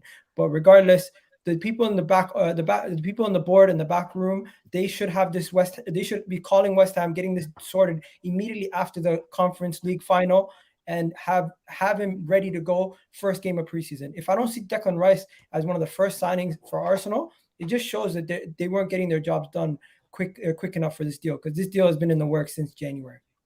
What role is he going to be in if he goes to Arsenal? Is he going to be like an outright I think he's going to be in the Partey. I think he's going to be the 6, because a lot of Arsenal fans think we're going to sign Declan Rice and Caicedo. I don't believe that at all. I believe we're going to probably get Declan Rice, and we're looking at Caicedo as the alternative. And they've said a lot of things where they want an 8, someone else to replace Xhaka. They're talking about Mason Mount. They're talking about all these other names. But the truth is, he offers us cover for both positions. But I do think he'll ideally be playing as that 6, that person who picks up the ball off the center halves and drives it forward and drives from the deep line midfield area. I want to ask you a question, Igal. There are a lot of talk of Arsenal getting rid of a lot of players this summer, a big clear out, and quite a number of players coming in. Are you worried that if you have 6 or 7 leaves, 4 or 5, 6 come in, that you won't be able to challenge next year because there won't be enough time to get them to gel? 100%. I don't want us to get rid of too many players. I want us to keep. If you're going to get rid of Xhaka, don't get now and go and sell Partey. Even though Partey has 1 year left, I would keep Partey. The guys that I would get rid of are the Runnersons, the Cedrics, the Nuno Tavares, the Holding, Pablo Mari, Ainsley Maynard, Pepe. I'll get rid of all those guys. We have like 15 of those guys we could name and sell right now. They would garner us easily 60 million, I believe, if we went and sold like 12 of those fringe players instead of going and selling Partey on top of Eddie Nketiah. Maybe Balogun even will probably get sold for a decent amount. I don't want to sell Partey. I don't want to keep Holding, but I would understand if they kept some of these guys in and around the team and maybe got rid of Xhaka and just some of the fringe players. Don't sell Partey. What about a lot of Arsenal fans seem excited, if you don't, about the re-signing of Reece Nelson on a new big long-term deal? I'm happy with that. Okay. I'm happy with Reece Nelson being sold, not being sold, because not being let go for free, because this is a young player who's 23 years old and finally showing what we've wanted from him in a long time. I know he's only played 10 games and he's only been in a bench role, but in that role, he was impactful off the bench against 3 games that were very close. He made the difference against Nottingham Forest. He made the difference against Aston Villa. And I do believe, given more opportunities, now that we're going to be in the Champions League and we're going to be playing the Premier League, he can be a player that will offer us something off the bench or even starting in games, hopefully, going forward. And he's still very young. So if we would have let him to go to Brighton or Aston Villa, it would have been a mistake. And people would have been looking at us like, why did we let this talented youngster go? Gal, have you seen the comment below by Lee Gunner? Well, there's no reason to win the league next season. To not win the league. I agree. I think we should go on and win the league next season. Will you? Do you think you will? I believe we will. If you're making a prediction right now. I believe we can strengthen. Wow. If we strengthen and we get the right players in and they all come into the team and they gel well, what's stopping us? Even with Champions League football. Even with Champions League football, that's the aim for next season. We challenge this season. The aim next season is to win the league. Now, where I disagree with Ligue 1 is I don't think we're going to go and win the Champions League. next season, because that is going to take a little bit more experience to be in the Champions League. A lot of our players haven't even played in the Champions League yet. So people are going to say excuses for Champions League. I don't think anyone's expecting Arsenal to go into the Champions League next year and win the Champions League. Maybe quarterfinals is really like the end goal or ambition for next season. Because if we can get to a quarterfinal from a team that wasn't even in the competition for 6 years to get to the quarterfinals or semis, that's a massive accomplishment. But to the league, for us to challenge this year and to regress, to go third or fourth next season would be regression. We can't do that. We have to go on to push on and try to win it. And if we don't win it, there's going to be circumstances and consequences from that. Nobbins, Gal said he doesn't see no reason why Arsenal can't win the league next year. As a City fan, looking at who they're linked with, who they're going to be selling, are you worried they're going to be even better next year? Are they a threat to your crown?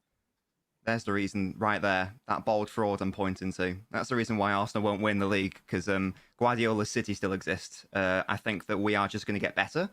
I think that the City we've seen, I don't think City have actually been that good this season. Everyone's saying this is the best Premier League side ever, need to chill out. Maybe from like March to now, maybe. But, you know, there was a period where we were like, you know, borderline bad. But I think the City we're seeing now, i.e. the one from like, you know, March to or like, you know, late Feb to present, the one since the, you know, FFP charges actually. I think this is the sort of like the final form. And this, if that City is there for the entirety of next season, I don't really genuinely know who actually gets close to us sort of like in like the, by come like, you know, match week 37. Husam's giving me the eyebrow there. I do think that Liverpool could challenge and maybe come second if they sign like, you know, 4 decent players. But I think the main reason which will stop everyone else won't necessarily even be themselves. It will be the existence of, in my opinion, a City side which will have fully adapted to Haaland. And if anything, I can only see him scoring more goals next year. I can only see City winning more games and getting more points next year. So something might go wrong. But in my opinion, if you want to challenge City next year, you're going to be looking at like around 95 points, I think. Damn, that's a bold prediction. You're going to fall off though, Nobbins. You're going to fall off next year. Next year, probability says. No one's done 4 in a row, Nobbins. Yeah, no one's done 4 in a row. History's there to be no one's broken. Done 4 in a row. Even doing 3 in a row this season, you're breaking the mold. Yeah, and no manager has ever won. Well, they're not breaking the mold. It's been done twice in the Premier League. They're not breaking the mold. No manager has but ever it hasn't been done in a row in 3 different That's leagues. That's what Pep Guardiola's done. So he's there to break the records. He's there to make history, and he's just going to do it again next year. No cap. It's a big bold prediction. True Blue here says a whole lot of ifs in what you said there, Igal, about Arsenal. Hey, there's a whole lot of ifs about Man United, but you were adamant that you believe in what you're saying. So yeah, I get that, but why would you challenge people's ifs and then give ifs yourself? You make that if sound like that's not a I kept it consistent. I said the same ifs that I said about Man United for Arsenal. If those don't happen, then nothing's stopping us. And I do believe we're currently in a better situation than Man United because we've already challenged this season. Now we just need to go on and push on and add those 2 or 3 players and a little bit more quality in our team. We don't need to go and sign a new goalkeeper, sign a new this, sign a new that. We really only need to go sign a midfielder and more squad depth. Patrick, over to you. Striker. What? Striker? I would love to sign a striker, but I don't think we're going to sign a striker this summer. Do you think you need a striker? You need a striker. That's my opinion. I'm asking, do you think? No, I'm asking you, do you think? I don't disagree with you. I think if this team wants to compete in the Champions League and in the league in the long run and try to win both competitions, then yes. But the reality is, I don't think Arsenal's going to go and sign a striker this summer. I don't think we're going to do that. I think even without signing a striker, I still think we have enough quality to go on and push on. I personally would take a punt on Ivan Toney and bring him in January. It's going to be interesting.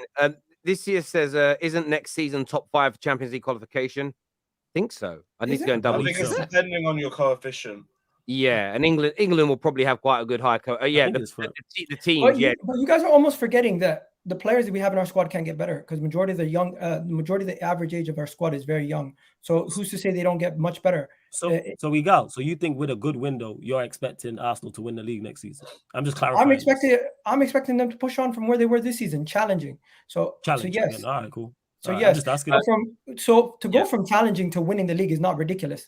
No, it's not. I'm just asking, so I know where you're I agree, and it's, to be 4 or 5 wins away from challenging and to improve in the summer isn't ridiculous either. I think what's crazier is people who are saying Arsenal's going to fall off and regress to finish 4th next season. That's what I find even crazier, because that's basically saying that our players have all hit their ceilings. None of them can get better. None of them can sustain what they've done this season. Yeah. Even though you guys all criticize Jesus for not scoring enough goals, making fun of Saka saying his poor form end of the season, it literally only takes a little bit more improvement from all those players, plus filling out a couple players here and there. It also means other teams could do better and improve. Yeah, isn't that the same for anyone else? Although I agree with other teams doing better, Chelsea need to double their points tally from this season to get to us. Not us. Liverpool, I hear it. Man United, I hear it. But when people start mentioning Tottenham, Newcastle, and all you guys, no one's mentioned those teams. I've just said other teams could be more competitive. I never named Chelsea or any other team. Every time when people start with these conversations, other teams going to get better. First team they mention is the most underperforming teams in Chelsea. I get that, but you know what I'm saying? Gal, the reason you get challenged is because you say things like, "Why are you confident, Terry?" A lot of ifs, a lot of buts, a lot of maybes. You got to improve. You got to buy people, make them gel. And then all the reasons that you think you're going to improve are identical to the reasons that other teams think their team will improve. That's why you get called out. Not because I factored those in, Terry. But not because you're wrong, but you challenge people's logic and then have almost an identical logic about your own. No, but that's consistency, Terry. No, if I challenge your logic, if I challenge your team, no, but hang on. No, I'm sorry. It's not the same logic. If you challenge my logic and say, why do you think that? That's wrong. And then use the same logic to back up your argument. That is the opposite of consistency. You shouldn't challenge my logic. What? Terry, yes. What I'm saying is, if I'm saying these are the things that are going to stop Manchester United, I'm saying if these things work for us, then we can go on and win it. Because I believe those things. So what you've done there is you've gone right. Same logic, but you go right. If all those things work for us, we'll win the league. Man United, I'm going to go, yeah, but what if they go wrong, Terry? So you're reversing the logic. You're not having the same energy for both conversations. And that's fine to do as a rival, but expect to be challenged. You always wonder why people challenge you. It's because you reverse it all the time instead of being fair and considerate. That's why you're laughing. The smirks Terry, I'm making a valid point, but you're trying to change it up. I'm not again, you're getting me wrong, Igal. You're not listening. I didn't say your points weren't valid. I'm pointing out to you why you get challenged. I didn't say you didn't make a valid point. No, I understand why I get challenged because it triggers people. You ask why do people challenge me all the time? You literally said that on the show. You did say I'm being facetious. I'm being facetious. This super chat here says only reason we were top this year is because everyone else had poor starts to their season. We'll be lucky to get 4th or 5th next year, is what Cliff, the Arsenal fan, has Cliff, that's bullshit. That's you got 50 points out of 57. Like, behave, honestly. You can't blame everyone else. Mikel Arteta ain't the one, Gal. That's what the guy said at the end. Cliff. Shout out to Cliff. Listen, Mikel Arteta still has to prove to a lot of the fans that don't believe in him that he is the one by winning a major trophy. And there's nothing wrong with that. That's fair. I know you had a question. I know you had a question, Patrick. You wanted to. Yeah, I wanted to ask the panel. So I'll probably start with Nobbins and even Carefree. Like, now that the dust has settled and Champions League football was secured yesterday by Manchester United, have they had a better season than Arsenal, considering they both got Champions League football? Man United already have a trophy in the bag and are in another final. Who would you say has a better season? I think United or Arsenal. United. Yeah. Man United can have a better season, but we have a brighter future. Who have they? Who's had the cup? I'll say United. Man United have had the better season. Terry. Man United have had the better season, but we have the brighter future. Wow. I rate you again. You know what I'm saying? Listen, let it go, Terry. Let me paint the perfect picture for everyone. Man United haven't had a better season. Man United are the rabbit. Man United are the rabbit with the carrot sticking out the ground, and they have the big ass carrot top sticking out the ground, but the carrot underneath is tiny. Where Arsenal, we got the small little carrot top sticking out the ground, but you can see it's a massive carrot under the surface. There's so much under the surface that you can't see it. It's under the surface. No. You know what the best thing is about Patrick's Patrick's question is nobody said anything about future. The question was verbatim. Who has had a better season, Arsenal or United? Nobody mentioned future. You know what I'm saying? Again, this is why you're a troll. This is why United have had a better season. Yeah, nobody. But why did you? No, they they the future. haven't. No, they haven't. Nobody's Based on my stupid. standards, Man United No, have no, won hold up, trophy. hold up. Igal, why are you going Bypass down it. like your Guys, club? guys, Go, one swing it. at a time, please. Go on. Also, what Patrick said is Nobbins carefree. Could you answer the question, please? I tried my best. Go on, Nobbins. I didn't hear that part. I just went boom. I think that I think right now it's close. I think if United win the FA Cup, I think then they'll have definitely They had a better won't. season. I think that the way I look at it is, I know it's not perfect, but the way I look at it is from a Liverpool perspective of, did Liverpool have a better season in 13-14, or did Liverpool have a better season in 11-12? In 11-12, they won the League Cup, but I don't think many Liverpool fans look on that season with a lot of fond memories or anything. Whereas 13-14, I know Gerrard slip, etc., but they did have a really good title challenge, etc. And that's what, Arsenal have done to a lesser extent. So I think right now, it's close. I'd probably edge it Arsenal. If United win the FA Cup, though, especially against City, and potentially denying City the treble, then I think the answer probably does, for me anyway, comes to United. But I think it's close. When did we stop valuing trophies? Pardon? That's what I'm thinking. I said, when did we stop valuing I trophies? tell you, I missed this. we stopped valuing. Sam did it this year, and by the way, it was funny on Troops' show when he spoke about there'll be some kid in Sao Paulo that doesn't know what a Carabao Cup is. But this was the same guy and his fans, Brazilian players, were dancing with their flags a year earlier. We only play down trophies when our teams don't win them, or our rivals win them. And what did I call that season, Terry? And it all. And no, but that isn't. I didn't say what you. I called it a failure. Am I lying? Hang on a minute, Husam. I didn't say that you don't rate. You rated your season last year.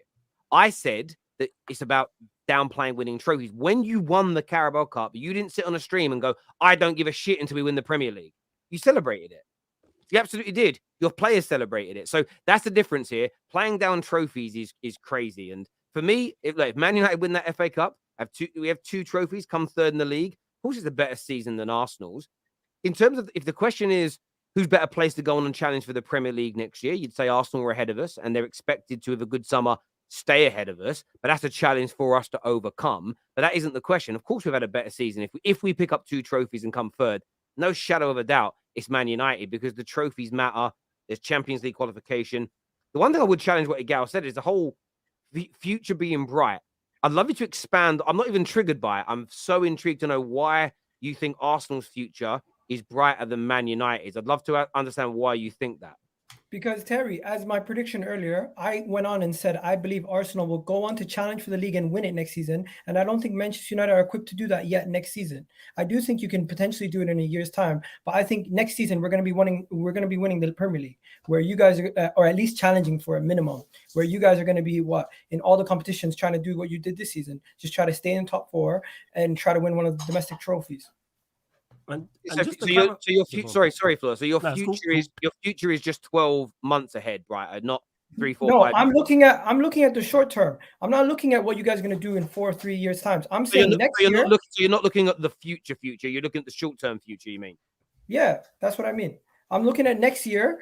I think you guys are going to be more competitive. Same way as you don't look at what do you call it, Liverpool, and say, oh, next year they're going to be what? Who has a brighter future, Liverpool or Tottenham? Are you going to say, oh, Tottenham have a brighter future? No. You're going to say Chelsea have a brighter. No. Bad example. Terrible example. Look at Chelsea. Are you going to look at Chelsea and Liverpool and say Chelsea have a brighter future than Liverpool? No, because of who the owners are, who the manager is, the squads they've got. But I'm just trying to ascertain. It's not about what I would do, because I think Liverpool's short term and medium term future is better than Chelsea's. And I'm just trying to ascertain your reasoning that you think, and again, I thought you might be talking the next 4 or 5 years, you think you'll win more. My view is this: I think that in 5 years' time, when we come back, I wouldn't ever look at 1 year as the future. I'd look at 5 minimum. I think when we come back in 5 years' time, as long as we have our ownership takeover, because I have no faith in the Glazers, they stay. If we have our ownership takeover, we will win more major trophies than Arsenal in that 5-year period, in my opinion. And you want to know something? Ownership takeover changes everything. But right now, I'm not factoring that in. And just back to the original question: when did finishing second with no trophy become better than finishing third in the league with a trophy? I don't understand that logic. Especially, I think it's the context of the title race. Just to say, especially when the initial aim of both sides, especially when the initial aim of both sides was to finish in the top 4. Yeah, I don't get that. Like success, like what is the So because Arsenal lost a title race to Manchester City, that makes their season better. Go on, Husam. You want to answer that? Go on. I mean, I'm so annoyed that I'm backing Igal's club more than him now. Nobbins backed his club more than him as well. You can't say he's successful because you won the Carabao Cup. The Carabao Cup is the least valuable trophy out of the 4. Yeah, I won the absolutely Carabao is. and the FA, and I called my season last season a failure. So this whole, like, if you give Nobbins right now next season, can I finish?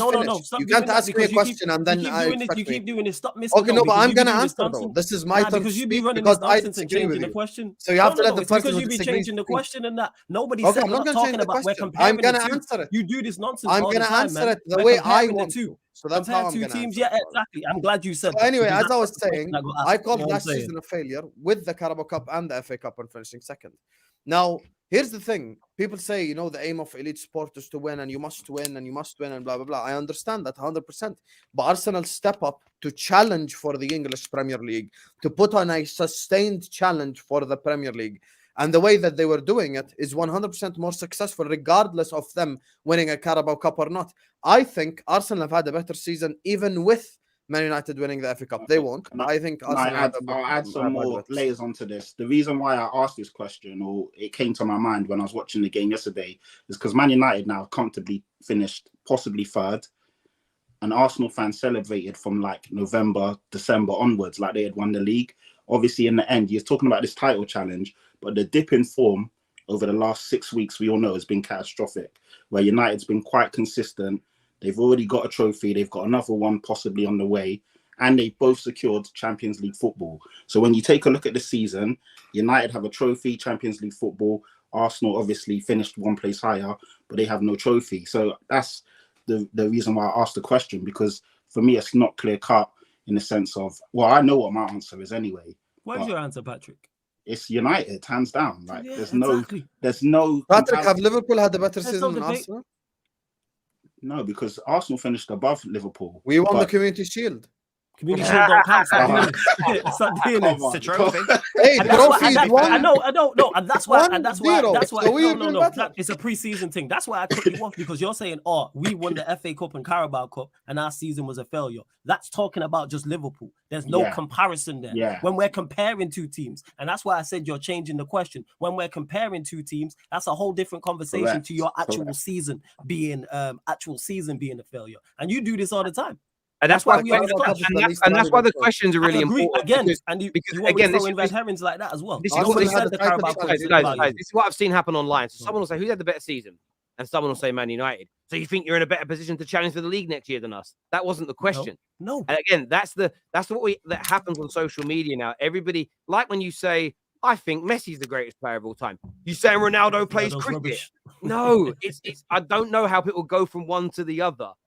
In that way, it honestly blows. Who's your favorite Canadian singer of all time? Celine Dion. You saying The Weeknd shit? No, I just like Celine Dion. I do actually. Pretty good. We got some super chats to do here. By the way, the tickets for the raffle are being verified right now. They're just checking for, I don't know what they're verifying, but the draw's happening momentarily, so keep your eyes out for it, people. This super chat says, the reason why we played games and the reason why we play the game and support clubs is not because of the top 4, but trophies. United had a better season. You don't get extra cooking points for bottling the league to City. You guys are going mad, to be honest, is what Derek says. Challenging is not finishing 9 points behind City or potentially 11 points for F's sake. Standards out the window is what my If they guy. didn't challenge, means they didn't That's bottle it. BS. So Why choose which is one. that BS, Gal? I'd love to get your take on that. If you challenge up until the 37th game week or 35th game week, that's a title challenge. It doesn't matter how much the difference in points is at the end of the season. No, it does matter, to be fair. It does matter. And that's why you challenged. Yeah. If you lose by 1 point or 2 points, as long as you're in it until the business end of the season, it's a title challenge. You can't say a team that's still competing for the league up until May is not a title challenge. It's a title challenge, but the way you ended the season also has to be factored into who's had the better season. No, but they're saying it's not a title challenge. It was a title challenge. It was a fell title apart. challenge, but yeah, it was a chase. It just didn't last the whole of the season. Yeah. Yeah, a lot Called of up like title Klopp's challenges- hamstring, man. You know what I'm saying? A lot of title challenges don't last up until the final game week of the season. That's not the norm. Okay. I want to reverse this question. This is a reverse question. Can anyone see Arsenal not making the top 4 next year? Depends on everybody's windows to me. Yeah, depends, but like it's not out of the Everybody's question for me. Yeah. Everybody's windows. Really? So it's not out of the question. Like it could be a very competitive league season if like you guys have a good window, Newcastle have a good window. If we have a good window and we're competing for top 4 as well, and Arsenal get dragged into it, Don't forget Liverpool then you're as looking well. at other clubs as well. Like let's say Villa have a push or Brighton, like unrealistic, but you see how the race for top 4 develops as the season goes, and other unrealistic teams get involved in it as well. So it's definitely not out of the realm of possibility. It doesn't mean it will happen, but it could. This question's for Ugarte. It says Terry asked an Arsenal fan, who's the only one on the panel, if you would trade your season for mine as a United fan. No, because I think this is a critical step for us to go kick on and win the league next season. Yeah, and I get that in terms of the trajectory that you're going in. In terms of trophies, though, you'd swap because you've said it's better, and I suppose it's how you view things. But yeah, I get that. 1 second, but you cannot negate the challenge of the league title in that conversation. That's all I'm saying. Oh, no, but you said that we had a better season. That's why I said that. Yeah, You changed I your mind. agree. I agree with that point. But, Yeah. I'm just going by what you said earlier, mate. I wasn't trying to put words in your mouth. Sorry. United fans are talking about the title in winter and ended up scraping 4th. Calm down. Again, not for me. I don't mean in disrespect to Sam here because he's the goat of this, but in spaces maybe. But any man that doesn't use their real name and or show their real face, one of the two things. You have to do one of the two things for me to take your opinion seriously. I'm not going to lie to you because it's very easy to sit there and call yourself United Trey, never show your face, and then make outlandish claims. It's an easy thing to do. You've got to show your face or use your real name, one of the two, or both, to get any credibility.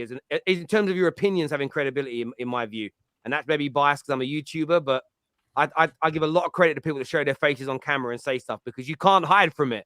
You can't hide from it. It's easy to hide from Twitter. It's not there, but when your face is out there, it's your face, bro. It's different. Hey, people with their faces out there said Yeah, that. and people, yeah, and that's crazy. That was crazy talk. People get dragged in the moment. Oh, okay. I don't remember seeing anybody say that personally. Like, I think it was before you played Palace, where that's got crazy. Yeah, You know crazy. what I'm saying? They deserve to crazy be dragged. They deserve to be dragged on the back of a horse for that one. Metaphorically. Not I want to say that because not the internet's like. Yeah. Based off the City fans' logic, Oli finished 2nd was a bigger success than Chelsea winning the Champions League in 2001.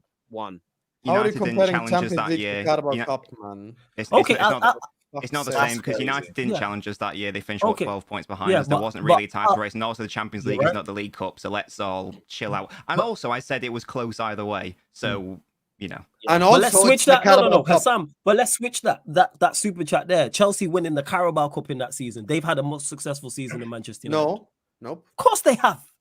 Yes, they have. Of course they have because they've won a Bro, trophy. I see Arsenal. The difference You know between what me it and is you- because you weren't used to seeing trophies like No, that. no, You no, man no, don't no. value Chill, it. chill, You've chill, seen, chill. you've seen The two- difference between me and you is Hassam. I You've seen see three major Arsenal trophies in challenging your at whole life. Texas. That's why.